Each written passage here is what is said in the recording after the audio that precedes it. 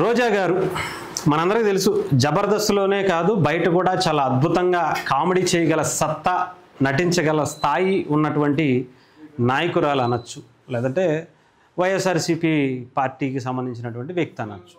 అయితే గతంలో ఆవిడ మీద ఉన్నటువంటి నింద ఏంటి అంటే, జబర్దస్త్లో కన్నా జబర్దస్త్లో ఉన్నటువంటి ఆర్టిస్టులందరినీ కూడా తిరుపతి దర్శనానికి లేదా అనేక మందికి తిరుపతికి సంబంధించినటువంటి దర్శనం కావాలి అంటే ఓన్లీ రోజా గారిని తలుచుకుంటే చాలు పని అయిపోద్ది అనుకునేటువంటి పరిస్థితి.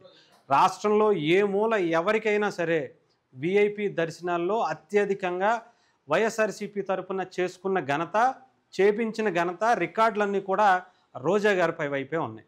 అలాంటి రోజా గారు ఈరోజు తిరుపతికి సంబంధించినటువంటి ఆవిడ టూర్లో ఒక మాట అన్నారట.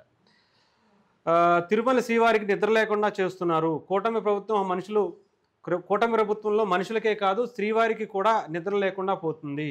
మాజీ మంత్రి రోజా మండిపడ్డారట. సాంప్రదాయాల ప్రకారం భగవంతుడికి విశ్రాంతి సమయం కేటాయించాలి. ప్రభుత్వం రోజుకి దాదాపు 10,000 మందితో విఐపి దర్శనాలు చేయించుకుంటున్నారు. విఐపి దర్శనాలకి ప్రాధాన్యత ఇస్తున్నారు. స్వామివారికి నిద్ర లేకుండా చేస్తున్నారు. మరోవైపు సాధారణ భక్తులకు దర్శనాలు తగ్గించేశారు. ఇదేనా పవన్, బీజేపీ సనాతన ధర్మం? ఇదేనా చంద్రబాబు నాయుడు గారికి సంబంధించిన నమూనా ప్రణాళిక అని చెప్పి అంటున్నారట. మరి రోజా గారు ఎవరైనా మాట్లాడచ్చు.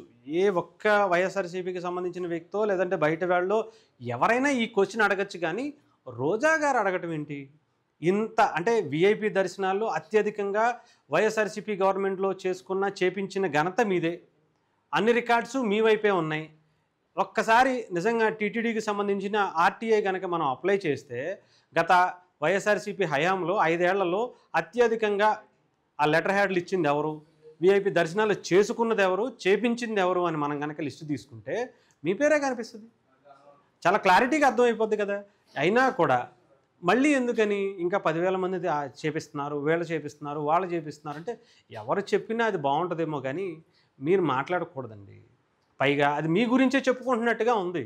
మీ గురించే మీరు బట్టబయలు చేసుకుంటున్నట్టుగా, నేను గతంలో ఇంత చేశాను, శ్రీవారికి నిద్ర లేకుండా చేసిన ఘనత నాదే అని మీరే చెప్పుకుంటున్నట్టుగా కనిపిస్తుంది. ఇప్పటికీ మీరు దర్శనాలకు వెళ్తున్నారు, ఇప్పటికీ మీరు ప్రోటోకాల్ దర్శనాలు, విఐపి బ్రేక్ దర్శనాలు చేసుకుంటానే ఉన్నారు. మీతో పాటు వచ్చినప్పుడల్లా మీ గ్యాంగ్ ఎవరో ఒకరిని పెట్టుకుని మరీ తిరుపతికి వెళ్తున్నటువంటి పరిస్థితి కనిపిస్తుంది. ఇంకా మీకెందుకు ఇంకా అక్కసు అంటే, ఇప్పుడు ఆ విఐపి దర్శనాలకు సంబంధించినటువంటి డబ్బులు సరిగ్గా అందట్లేదు, ఆ డబ్బులు పోయాయే, ఆ వచ్చేటువంటి ఇన్కమ్ అంతా కూడా లేదే అని చెప్పి బాధ. ఎందుకని ఈ బాధ అంతా?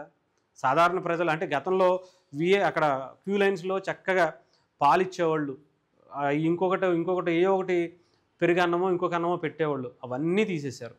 అక్కడ ఎటువంటి అవసరాలు ఉన్నా కూడా అసలు నిజంగా గత 5 ఏళ్లుగా టీటీడీలో ఎప్పుడు ఇన్ని సంవత్సరాల్లో జరిగినటువంటి అనేక అపచార పనులన్నీ కూడా అక్కడే చేసుకుంటూ కూర్చున్నారు. లడ్డూలో కల్తీ చేశారు. టీటీడీకి సంబంధించినటువంటి ఎన్నో విషయాల్లో తలదూర్చి అన్నిటిలో కూడా అబాసు పాలయ్యారు. అన్నీ మళ్ళీ ఇప్పుడు దీంట్లో కూడా ఇప్పుడున్నటువంటి ప్రభుత్వం వచ్చిన తర్వాత కూడా మీరు ఏం చెప్పాలి? ఆఖరికి మొన్న మీరు ఒకసారి అక్కడ కూడా లెగ్గు పెట్టారు. అక్కడ కూడా పాపం మళ్ళీ తొక్కిసలాట జరిగి వాళ్ళు కూడా ఎంతోమంది పోయినటువంటి పరిస్థితి. కుంభమేళకు వెళ్ళారు, అక్కడ పోయినటువంటి పరిస్థితి. ఎందుకు వచ్చిన పనులు మనకు అసలు ఇలాంటి మాటలు ఎందుకు? ఏదో తమిళనాడులో ఉన్నామా, లేదంటే సెలవుమణి గారితో ఏదో ఒక సినిమా చేసుకుంటున్నామా, లేదంటే ఏదన్నా టాక్ షోలకి వెళ్ళి మాట్లాడుకున్నామా అని చెప్పుకోవాలని తప్ప, ఇలాంటి ఏదో వచ్చినప్పుడల్లా మనం ప్రచారంలో మీడియాలో కనిపించాలి అనే ఉద్దేశం తప్ప ఎందుకు అనవసరంగా ఇలాంటి పిచ్చ మాటలు, పిచ్చ పనులన్నీ? ఇప్పటికైనా అది కూడా తిరుపతి గురించి మీలాంటి వాళ్ళు మాట్లాడాల్సిన పరిస్థితి కాదు. దేవుడు ఉన్నాడు, దేవుడు చూసుకుంటాడు. ఏదైనా తప్పు జరిగితే మీ గవర్నమెంట్కి ఎలాంటి శిక్ష వేసి లోపల కూర్చోబెట్టాడో, మీకే శిక్ష వేసి చెన్నై పంపించాడో, అదే తరహాలో ఇప్పుడు గవర్నమెంట్ కూడా తప్పు చేస్తే రేపొద్దున ఇంకొక గవర్నమెంట్ తప్పు చేసినా ఆ వెంకటేశ్వర స్వామి ఉన్నాడు, ఆయన చూసుకుంటాడు.